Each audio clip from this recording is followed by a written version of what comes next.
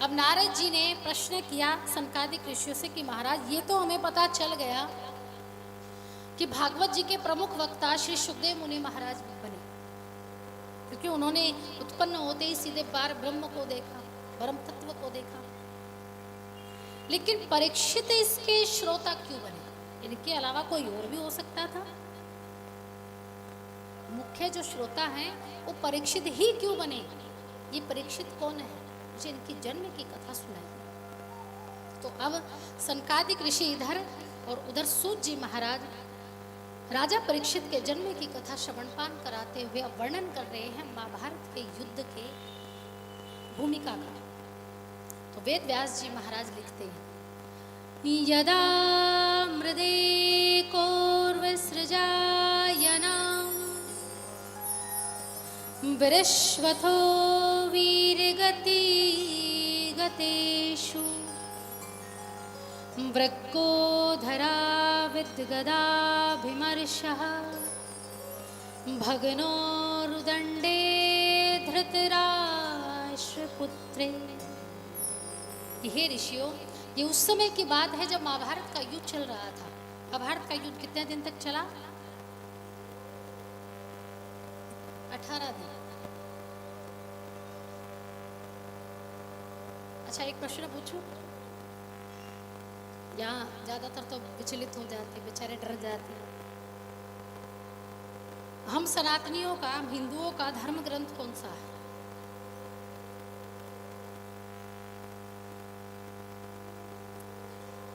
वारे सनातनी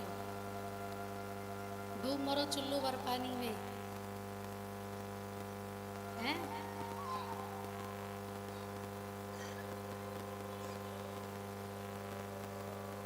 जिसको आप सुन रहे हैं यही है श्रीमद् भागवत महापुराण। क्योंकि ये मैंने प्रश्न इसलिए पूछा क्योंकि ज्यादातर उत्तर में मुझे यही मिलता है, गीता। जो देखो वही गीता को उठा के आगे कर देते हैं। धर्म ग्रंथ, कितने अभागे हैं हम, हैं? अभी मैं दूसरे धर्म के विषय के धर्म ग्रंथों को पूछ लेती तो झट से आप बता देते। ये मैं गारंटी से कहती हूँ, नहीं जानते। श्रीमद् भागवत महापुराण, गीता और भागवत। गीता एक हिस्सा है, भाग है किसका? महाभारत का। जो गीता उपदेश दिया गया था वो कितने दिन तक दिया था? 18 दिन तक है। इसलिए उसमें कितने अध्याय हैं? 18। एक दिन की अपनी अलग महिमा है, अलग रूप है, जो महाभारत के युद्ध में दिया गया था, लेकिन वो कुछ समय तक सीमित है। तो जो गीता है वो हमारा धर्म ग्रंथ नहीं है, धर्म ग्रंथ है श्रीमद् भागवत महापुराण। तो आज के बाद कोई भी पूछे तो पीछे मत हटना। छोटे छोटे बच्चे होते हैं ना, जब किसी से प्रश्न पूछते तो मैं बताऊं, मैं बताऊं, मैं बताऊं, ये वाला ऐसे होना चाहिए। तब लगता है सुनाने वाले को भी कि अब सुनाने में मजा आएगा। जब अर्जुन धर्म से विमुख हो गए थे और अपनों की जब लड़ाई थी, और भगवान ने जब लड़ने के लिए पार्थ को कहा, अर्जुन को कहा कि धर्म के काम करने के लिए अगर तुम्हें भाई से भाई को भी लड़ना पड़े तो कभी भी युद्ध करते हुए ये मत सोचिएगा कि भगवान मुझे नर्क भेजेगा, नहीं भेजेगा। अगर धर्म की रक्षा करने के लिए अगर परिवार से भी लड़ना पड़े तो लड़ जाओ, समाज से लड़ना पड़े तो लड़ जाओ, राष्ट्र से लड़ना पड़े तो लड़ जाओ, क्योंकि उसके लिए जब तुम आगे आओगे ना तो भगवान तुम्हारे सारथी बनकर आगे आएंगे। क्योंकि अर्जुन का रथ किसने चलाया? हाँ, अपना शरीर गवा दिया, बलिदान गवा दिया। किसकी रक्षा के लिए? धर्म की, सनातन की रक्षा करने के लिए। और ये आज की बात नहीं है, ये मुगलों के समय की बात है। हमारे जो वेद पुराण लिखे गए थे वो सब जला दिए गए थे, सब जला दिए गए। अब जो आपके समक्ष हैं ये आकाशवाणी के माध्यम से हमें मिले हैं। ये उन महात्माओं के बलिदान के कारण हमें मिले हैं, जिसके पास जितना ज्ञान था उन्होंने इन पन्नों पर उकेर दिया कि हमने अपने गुरुजनों से ये सीखा था ये मिला तो जाते जाते हम आपको ये देकर जा रहे हैं कि हम तो रहे ना रहे, लेकिन तुम्हारे पास ये धर्म ग्रंथ है, इसको अपने जीवन में उतारना। सुनना काफी नहीं, जीवन में उतारना काफी है। जीवन में उतारना सीखो, पढ़ना नहीं, मानना सीखो, जानना नहीं मानना सीखो।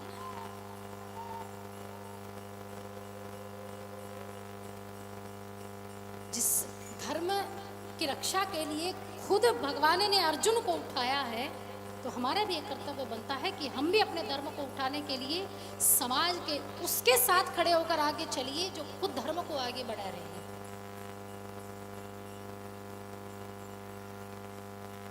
18 दिन तक महाभारत का युद्ध चला। एक पक्ष में कौन है? कौरव, और दूसरे पक्ष में पांडव। पांडवों की संख्या 5 और कौरवों की संख्या 100। 99 पुत्र धृतराष्ट्र के मारे गए, एक पुत्र कौन? दुर्योधन अधमरी हालत में रणभूमि में पड़े, क्योंकि भीम की गदा से प्रहार हुआ है, उन्होंने उनकी जंघा को तोड़ दिया है। विरह होकर रुदन करते हुए विलाप कर रहे हैं, न तो मृत्यु आ रही है न प्राण मिल रहे हैं। 18 दिनों तक महाभारत का युद्ध चला, इतना नरसंहार हुआ, जानो कितने नारियों ने अपने पुत्रों को, अपने पतियों को खो दिया। जितना संहार महाभारत के युद्ध में हुआ है, इतना संहार आज तक नहीं हुआ। कितनों ने अपने धर्म की रक्षा करने के लिए बलिदान दिया है, और बलिदान आप देख सकते हैं, वो कुरुक्षेत्र की रणभूमि, वो धरती आज भी लाल है, तो आप समझ सकते हैं कि कितना त्याग हुआ होगा। दुर्योधन मृत्यु हालत में है। अश्वत्थामा जो गुरु पुत्र हैं, द्रोणाचार्य के पुत्र हैं, आए और कहा, दुर्योधन को कहा कि मित्र तुम्हें मृत्यु नहीं आ रही। बोले कैसे मृत्यु आई? मेरे मन में ये विह है कि ये 5 पांडव कैसे जीवित हैं। हम 100 थे, हमें से एक भी कम नहीं हुआ। उन 5 पांडवों के कटे हुए सिर देखना चाहता हूं। अश्वत्थामा ने कहा मित्र मुझे एक बार सेनापति बना दो, तो 5 पांडवों के कटे हुए सिर लाकर तुम्हारे चरणों में डाल। दुर्योधन ने अश्वत्थामा को सेनापति बना दिया। अश्वत्थामा गए, महाभारत का युद्ध जीता था पांडवों ने। रात्रि को पांडव शयन करने लगे, और जो पांडु पुत्र हैं, जो 5 पांडु पुत्र हैं, किसके पुत्र हैं? इसके पुत्र हैं पांडु पुत्र, कुंती के 5 पुत्र हैं ना, कुंती के पुत्र हैं। पांडु एक रोग है। जब कुंती और माद्री 2 पत्नियां हैं पांडु की, और पांडु ऐसा रोग है कि इससे संतान उत्पत्ति नहीं हो सकती। कुंती दुर्वासा ऋषि की शिष्या थी। क्या थी? दुर्वासा ऋषि की शिष्या। दुर्वासा ऋषि भगवान शिव के अवतार है। दुर्वासा ऋषि की सेवा किया करती थी कुंती। एक बार दुर्वासा अपने समस्त संत समाज के साथ कुंती के यहाँ आए आश्रम में। कुंती ने खूब सेवा की, तो दुर्वासा ऋषि जानते थे कि कुंती संतान उत्पत्ति नहीं कर पाएगी, जिससे इसका विवाह होगा वो उन्हें संतान सुख नहीं दे पाएगी। कुरुवंश के यहाँ धृतराष्ट्र और पांडु ये 2 हुए, और पांडु से कुंती का विवाह हुआ, और उससे पहले दुर्वासा ऋषि ने कुंती को संतान उत्पत्ति के मंत्र दिए थे कि पुत्री समय आने पर मंत्रों का जाप करना और तुम्हें संतान मिल जाएगी, लेकिन ध्यान पूर्वक करना, क्योंकि तुम जिसका ध्यान करके मंत्र बोलोगी वही तुम्हारा पुत्र बनकर उत्पन्न होगा, तुम्हारे गर्भ में आएगा। तो कुंती से जो 5 पुत्र हुए थे वो पति से नहीं हुए, पति से नहीं हुए। तो एक बार कुंती की आयु थी 12 वर्ष की। 12 वर्ष की आयु में एक बार कुंती सूर्य नारायण भगवान के सामने आई, ये जांचने के लिए कि क्या दुर्वासा ऋषि ने मुझे जो मंत्र दिए वो सही है कि नहीं। उनका परीक्षण करने के लिए सूर्य भगवान के सामने मंत्र बोल दिया महाराज, और और जैसे ही मंत्र बोला तो सूर्य नारायण भगवान पुत्र लेकर आ गए। अब कुंती के हाथ में दे दिया। अब कुंती ने कहा कि ये पुत्र मैं इसका क्या करूंगी? सूर्य भगवान ने कहा मैं कुछ नहीं कर सकता, तुमने श्लोक बोला और पुत्र आ गया। कुंती ने कहा मैं तो मेरी तो आयु अभी विवाह भी नहीं हुआ, ये समाज क्या कहेगा कि विवाह से पूर्व पुत्र? मैं कुछ नहीं कर सकता, अब तो जो तुमने मांगा है वो तुम्हें मिल गया। तो कुंती को कौन से पुत्र हुए थे? दानवीर कर्ण। दानवीर कर्ण इसलिए कुंती को प्राप्त हुए थे मात्र परीक्षण से, जांचने के लिए। उसके बाद उनका पांडु से विवाह हुआ था। 3 भाई हैं, पांडु, धृतराष्ट्र और विदुर। ये तीनों क्या हैं? भाई हैं, लेकिन विदुर दासी पुत्र हैं। और श्री वेद व्यास जी के तेज से ही प्रकट हुए हैं ये तीनों, अंबा, अंबिका और अंबालिका। इन तीनों से ही प्रकट हुए हैं। विदुर जी जब होने वाले थे,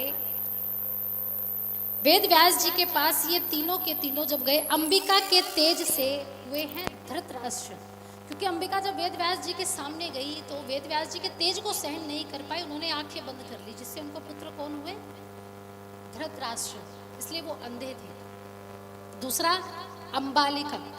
अंबालिका जैसे ही वेद व्यास जी के सामने गई तो भयभीत हो गई, और भयभीत होकर जो उनके शरीर की जो काम भावना थी वो प्रकट हो गई, और काम में जो उनके शरीर का वीर्य होता है वो स्खलित हो गया, जिससे उनको पांडु हुए हैं, जो पांडु रोग से ही ग्रस्त थे, जो कुंती के पति बने।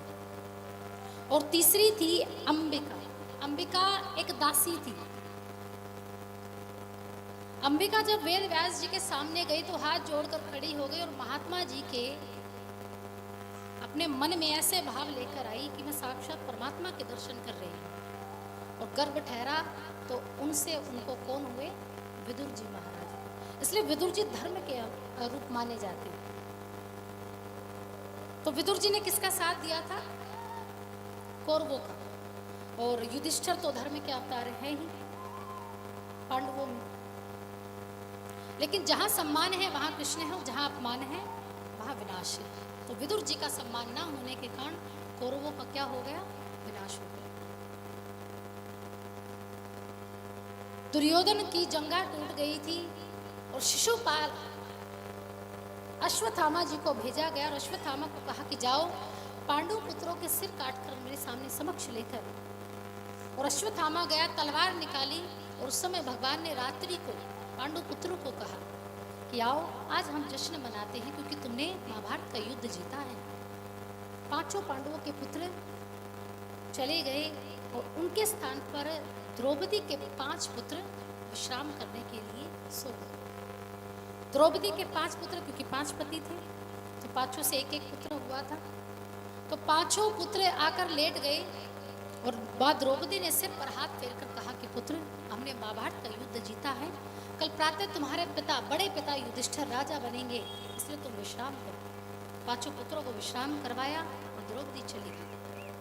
अश्वत्थामा ने तलवार निकाली और तलवार निकालकर 5 द्रौपदी के पुत्रों का सिर काट दिया और थाल में सजाकर रणभूमि की तरफ लेकर गया। रणभूमि की तरफ लेकर गया तो दुर्योधन ने जैसे ही देखा तो प्रसन्न हो गया कि जो काम आज तक हम सो नहीं कर पाए, आज मेरे मित्र अश्वत्थामा ने कर दिया। यानी दूर से देखा तो प्रसन्न हो गया, लेकिन जैसे नजदीक आया और कपड़ा हटाया तो चांदनी की रोशनी में, चांद की रोशनी में मुखमंडल को देखा तो समझ गए ये पांडु पुत्र ही अर्थात द्रौपदी के पुत्र हैं। निर्लज, पापी, ये तूने क्या किया? अश्वत्थामा ने कहा मैं 5 पांडवों के पुत्रों के सिर लेकर आया हूं। बोले एक बार देख तो लेता, ये पांडु पुत्र के सिर नहीं अपितु द्रौपदी के 5 पुत्रों के सिर हैं। ये पुत्र, इनसे मुझे कोई बैर नहीं था, ये तो मुझे उतने ही प्रिय थे जितने मुझे अपने पुत्र प्रिय है। तूने तो हमारे कोई पानी देने वाला भी कुल में नहीं छोड़ा, और श्राद्ध अर्पण कौन करेगा, पिंडदान कौन करेगा? और ये कहते ही मृत्यु हो गई।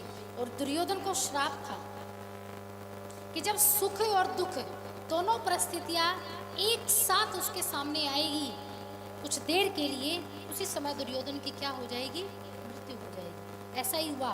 दूर से देखा तो प्रसन्न हुए और पास आकर देखा तो दुख से द्रवित हो गए। तो दुर्योधन वीर गति को प्राप्त हो गया। अब अश्वत्थामा विचार करने लगे, अगर भगवान को पता चल गया, अर्जुन को पता चल गया तो ये मुझे नहीं छोड़ेगा। अश्वत्थामा और अर्जुन दो के पास ब्रह्मास्त्र है। अर्जुन को की विद्या पूरी हो चुकी थी, लेकिन अश्वत्थामा की विद्या अभी अधूरी थी, ब्रह्मास्त्र को प्रयोग करने की विद्या। अब छोड़ना तो जानते थे अश्वत्थामा, लेकिन वापस लेना नहीं जानते थे। लेकिन अर्जुन छोड़ना भी जानते थे और वापस लेना भी विद्या जानते थे।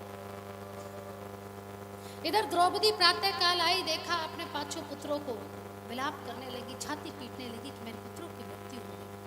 भगवान आए, भगवान की तरफ देखा, भगवान से कहा, केशव, जब तक आप मेरे साथ रहे तब तक आप मेरी छत्र छाया बनकर मेरा सदा सहयोग करते रहे, साथ देते रहे। आज मेरे पुत्रों की ऐसी अवस्था। भगवान ने नजरें नीचे करी, कहा, द्रौपदी, जीना मरना मेरे हाथ में नहीं, और पांचों पुत्रों का जन्म ही दुर्योधन की मृत्यु के लिए हुआ था। बाकी इन पांचों पुत्रों का कोई कार्य नहीं था, ये इतने समय के लिए ही आए। द्रौपदी विलाप करने लगी। अर्जुन ने देखा, अर्जुन ने कहा, कौन आया? बोले, अश्वत्थामा आया। गांडीव उठाई अर्जुन ने और दौड़े दौड़े अश्वत्थामा के पीछे भागे, ढूंढकर पशुओं की भांति बंदी बनाकर लेकर आए, समक्ष डाल दिया द्रौपदी के। और द्रौपदी से कहा, द्रौपदी, इसने तेरे पांचों पुत्रों को मौत के घाट उतारा है, तुम इसे मृत्यु दंड दो। द्रौपदी ने पाश से मुक्त कर दिया। कहा, नाथ, आप भूल गए ये कौन है?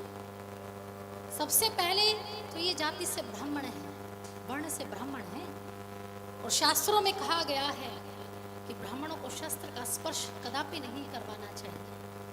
ब्राह्मण हत्या ब्रह्म हत्या के समान है, तो ब्राह्मण सम्मानीय है। और आप भूल गए अपने गुरुजनों के उपकार को। आपके पास जो गांडीव है, ये चलाना द्रोणाचार्य ने ही सिखाया है। आपके पास ब्रह्मास्त्र है, तो द्रोणाचार्य का ही आशीर्वाद है। जैसे गुरु वंदनीय, वैसे उनका पुत्र भी वंदनीय है। आप इसे छोड़ दीजिए। मृत्यु दंड नहीं, लेकिन दंडित अवश्य करेंगे। अर्जुन ने भगवान से पूछा कि एक ब्राह्मण के लिए कौन सी सबसे बड़ी सजा है? भगवान ने कहा, एक ब्राह्मण के पास उसकी शिखा है, उसकी शिखा काट दो। और अश्वत्थामा की समस्त जो शक्तियां हैं एक मणि में थी, जो लगी थी। अर्जुन ने लात मार दी अश्वत्थामा को और शिखा काट दिया, और मस्तक पर मणि छीन कर धक्के मारकर बाहर निकाला। लेकिन जिसका अपमान होता है वो सदैव कभी ना कभी योजना बनाकर लौट कर जरूर आएगा। उसको पता था कि अर्जुन का पुत्र है, अर्जुन का पुत्र अभिमन्यु, और अभिमन्यु की पत्नी गर्भवती। क्या नाम है? उत्तरा। पांडवों का आखिरी वंश है, उसको मारने की योजना बनाई जाए। ब्रह्मास्त्र दूर से अश्वत्थामा ने चलाया।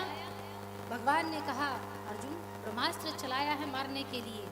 तब इधर से अर्जुन ने भी ब्रह्मास्त्र चलाया, लेकिन गुरु के कहने पर दोनों ने अपने अपने ब्रह्मास्त्र को वापस लिया। गुरुजी ने अश्वत्थामा के ब्रह्मास्त्र को वापस लिया, लेकिन अश्वत्थामा ने ब्रह्मास्त्र को वापस नहीं लिया, और वापस ना लेकर उसका मुख मोड़ दिया। किसकी तरफ? उत्तरा के गर्भ की तरफ। उत्तरा कक्ष में विश्राम कर रही थी, और उत्तरा के गर्भ की तरफ जब ब्रह्मास्त्र मुड़ने लगा, जाने लगा, तो उत्तरा का गर्भ नष्ट होने लगा, जलन होने लगी। उसी समय द्वारिकापुरी में द्वारिकाधीश यानी भगवान श्री कृष्ण प्रस्थान करने वाले थे, जाने वाले थे। रथ पर जैसे ही पैर रखा, उसी समय पाही पाही महायोगिना देव देव जगतपते, कि हे द्वारिकाधीश, हे जगत के नाथ, हे जगन्नाथ, हे श्री कृष्ण, मेरी रक्षा करो, मेरी रक्षा करो। उत्तरा ना सास के पास गई, ना ससुर के पास गई, सीधे किसके पास गई? भगवान के पास गई, क्योंकि ये गलती एक बार द्रौपदी कर चुकी है और उत्तरा ये जानती थी। द्रौपदी ने जानते मुंह दिखाई में क्या दिया था। जब द्रौपदी के पास उत्तरा मुंह दिखाई के लिए आई थी, तब द्रौपदी से उत्तरा ने मांगा था झोली पसार कर कि सबने मुंह दिखाई में मुझे बहुमूल्य चीजें दी है, आप भी मुझे मुंह दिखाई में कुछ दीजिए। द्रौपदी ने कहा मेरे पास कुछ नहीं है, मैं क्या दे सकती हूँ, हीरे जवाहरात सोना था। भगवान के पास जाना, क्योंकि मैं ये गलती कर चुकी हूँ और मैं चाहती हूँ कि तू इस कष्ट को ना प्राप्त कर पाए। तो उत्तरा सीधे कहाँ गई, यही सीख आज काम आई। सीधे भगवान के पाही पाही महायोगिना, हे महायोगी, हे मायापति, हे द्वारिकापुरी के राजा, मेरी रक्षा करो, मेरी रक्षा करो। उसी समय भगवान श्री कृष्ण ने उत्तरा के सिर पर हाथ रखा और उत्तरा को कहा, उत्तरा कुछ देर के लिए मेरी माँ बन जा, क्योंकि माँ में इतना सामर्थ्य है कि 9 महीने तक गर्भ धारण कर सकती है। कुछ देर के लिए मेरी माँ बन जा, क्योंकि अब मैं तेरे गर्भ में प्रवेश करने वाला हूँ।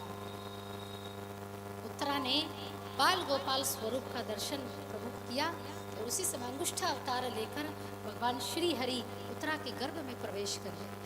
बोलिए श्री कृष्ण कन्हैया। चतुर्भुज रूप के राजा परीक्षित ने दर्शन किए। अद्भुत है उत्तरा का गर्भ, जिसमें भक्त और भगवान दोनों पल रहे हैं। ब्रह्मास्त्र को विफल किया और सबसे पहले भगवान ने जन्म लिया और उसके बाद राजा परीक्षित ने जन्म लिया। तो उत्तरा यानी अभिमन्यु के पुत्र कौन हुए, परीक्षित जी महाराज। तो इस प्रकार से परीक्षित जी का जन्म हुआ था। भगवान रक्षक बनकर आए तो उनका पहले नाम रखा गया था विष्णुराज, कि विष्णु के द्वारा जो रक्षित हैं वो हैं विष्णुराज। फिर उनका नाम रखा गया था परीक्षित, पैदा होने के बाद। क्यों? क्योंकि वो चारों तरफ देख सकते थे। परीक्षित जी महाराज चारों तरफ देख सकते थे और जैसी छवि उन्होंने गर्भ में देखी थी, वैसी ही छवि को वो उत्पन्न होने के बाद ढूंढ रहे थे। तो नाम क्या पड़ा, परीक्षित। परी का अर्थ होता है चारों ओर, अक्षित का मतलब होता है देखना। तो अद्भुत है ये परीक्षित जी महाराज, जो उत्तरा के गर्भ से जिन्होंने जन्म लिया। धन्य हो गया ये उत्तरा का गर्भ और धन्य हो गए वो राजा परीक्षित, जो 7 दिन तक कल श्री सुखदेव मुनि महाराज के मुख से कथा श्रवण पान करेंगे। तो आइए